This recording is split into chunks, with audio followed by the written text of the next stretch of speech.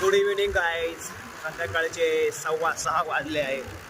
बघू शकता वातावरण कसं आहे. एकदम धुराळ वातावरण झालं आहे. प्रदूषण वाढत चाललेलं आहे. आणि बुलगरियामध्ये असलेले बाबा वेंगा, या बाबा वेंगानी 2026 देशाला अधोगती म्हणजे जगबुडीचे संकेत आहे, म्हणजे वैश्विक युद्ध होईल असं सांगितलेलं होतं. 1996 साली बाबा वेंगाची मौत झालेली आहे. म्हणजे बाबा वेंगा आता आपल्यात नाही आहे, पण त्यांनी जी काही वैश्विक महामारी सांगितली, कोविड-19 सांगितलं, ट्रम्पबद्दल सांगितलं होतं. आणि एपिस्टाईन फाईल बघता आता 2026ला नक्कीच देशादेशामध्ये युद्ध होऊ शकतं, काही होऊ शकतं असं वाटतंय मला. आणि नक्की विनाशाला सुरुवात होईल.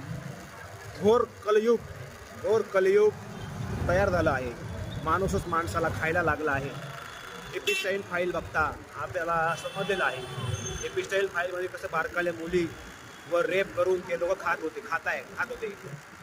म्हणजे हे घोर कलियुग लागलं आहे आणि नक्कीच विनाशकालीन विपरीत बुद्धी माणसांना सुचत आहे.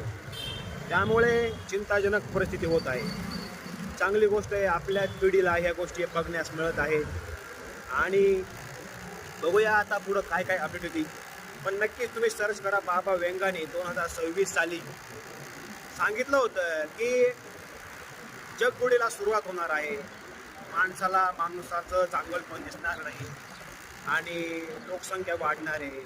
त्याचबरोबर वैश्विक महामारी येणार आहे, कोविड-19. चला, गुड इव्हिनिंग. वातावरण कसं झालं आहे, क्वालिटी चाललं आहे आता ऑर्डरला, एकदम वजनात आराम करून.